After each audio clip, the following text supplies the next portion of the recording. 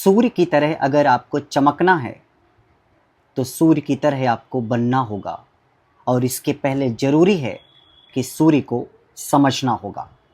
नमस्कार, मैं आचार्य अनूप त्रिपाठी और आप देख रहे हैं वेद वार्ता वैदिक एस्ट्रोलॉजी।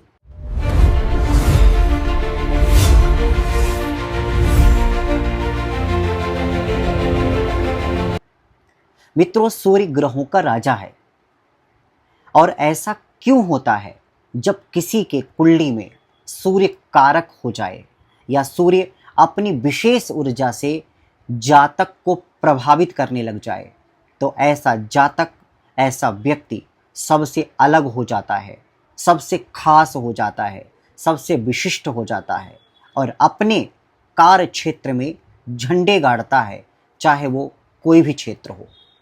इसीलिए शायद जब कभी विशेष सफलता देखी जाती है, राजयोग देखे जाते हैं या सरकारी नौकरियां देखी जाती हैं, तो सूर्य से ही देखी जाती हैं, क्योंकि सूर्य राजा है।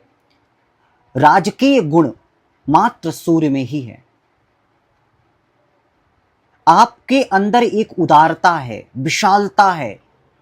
अगर कम्युनिटी को गाइड करने का, कंट्रोल करने का पावर है, किसी को कोई बात प्रभावी तरीके से कैसे समझाई जाए,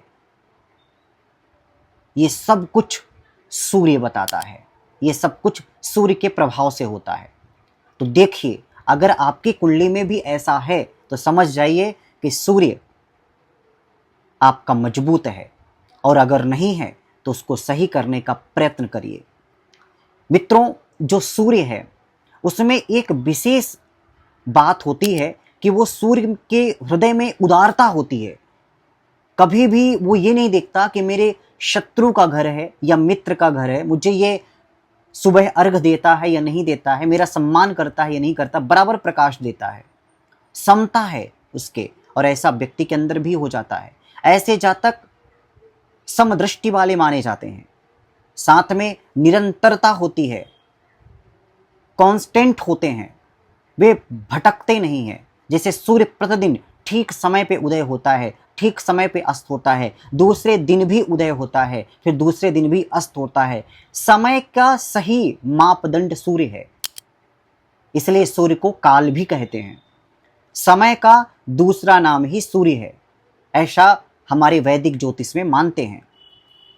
काल के बारे में कोई बता सकता है तो वो सूर्य ही है। पूरी सूर्य सिद्धांत इसी प्रवाह में चलती है। सूर्य वाले जो व्यक्ति होते हैं वो सब तो जो भी चल रहा होता है इस दुनिया में, उसको उस नजरिए से कभी नहीं देखते हैं जिस नजरिए से पूरी दुनिया उसको देख रही होती है। उनके अंदर कुछ अलग करने का जज्बा होता है, उनके अंदर कुछ और बड़ा करने का विश्वास होता है।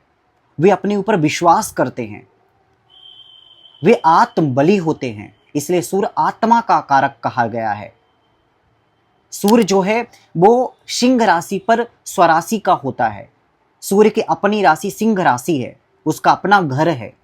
क्यों? क्योंकि ये ग्रहों का राजा है, और वो सिंह राशि पूरे जंगल वन का राजा है। सिंह, जिस पर वो अपना अधिकार समझता है, घर समझता है। तो एक राजा दूसरे के राजा के घर में ही जा सकता है और शोभा भी यही देगा। और सिंह राशि वाले या सूर्य से प्रभावित व्यक्ति इसीलिए ऐसे ही होते हैं। सूर्य मेष राशि पर उच्च का होता है। आप सोचिए जरा, सूर्य कहीं का भी उच्च का हो सकता था, लेकिन वो कहाँ का उच्च होता?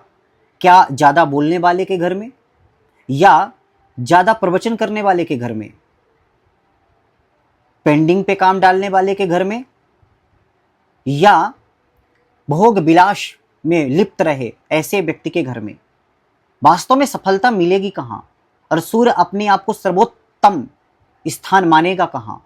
तो वो एक ही है, मेष राशि। क्यों? क्योंकि मेष राशि का स्वामी मंगल पराक्रम का मालिक है, और मेष राशि में भी 10 डिग्री तक ही वो परमोच्च माना जाता है। क्यों? क्योंकि मेष राशि में 3 नक्षत्र हैं। 3 नक्षत्र में अश्विनी, भरणी और कृत्तिका आते हैं, जिसमें अश्विनी जो कि 13 अंश 20 कला का होता है, उसमें 10 डिग्री तक ही, 10 अंश तक ही सूर्य उच्च का माना जाता है। क्योंकि अश्विनी नक्षत्र बहुत महत्वपूर्ण है, पहला नक्षत्र है, शुरुआत, परोपकारता, दूसरे के लिए जीना, ये सब अश्विनी बताता है। क्यों? क्योंकि इसके जो देवता हैं वे अश्विनी कुमार हैं। अश्विनी कुमार कौन? सभी देवताओं के वैद्य, परोपकार करने वाला, दूसरे के सुख दुख को समझने वाला, दूसरे के स्वास्थ्य, बीमारियों, रोगों को दूर करने वाला, ये सबसे बड़ा गुण अश्विनी का होता है, नक्षत्र का। और इसके जो ग्रह स्वामी होते हैं वे केतु। केतु क्या है? मोक्ष है।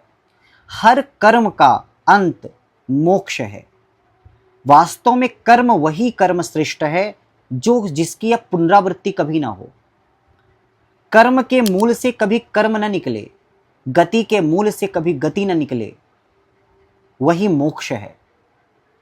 जो एक बार ज्ञान प्राप्त होने के बाद वो ज्ञान पुनर्विचार के लिए ना आ जाए, दूसरा ज्ञान ना बड़ा सिद्ध हो जाए, वो ज्ञान सर्वोत्तम माना जाता है। तो केतु मोक्ष है, अंतिम गति है। तो सूर्य वही उच्च का होता है। तो देखिए, अगर आपकी पत्रिका में भी ऐसे ही हैं तो आपका गुण भी कुछ सूर्य जैसा ही होगा, और अगर नहीं है तो उपायों के माध्यम से ठीक करिए। आपका सूर्य बलवान होगा तो पूरी पत्रिका बलवान होगी। तो आशा करते हैं समझ में आया होगा। तो चलिए अभी के लिए बस इतना ही। आगे फिर उपस्थित होते हैं आपके सामने एक नई जानकारी के साथ। तब तक के लिए नमस्कार।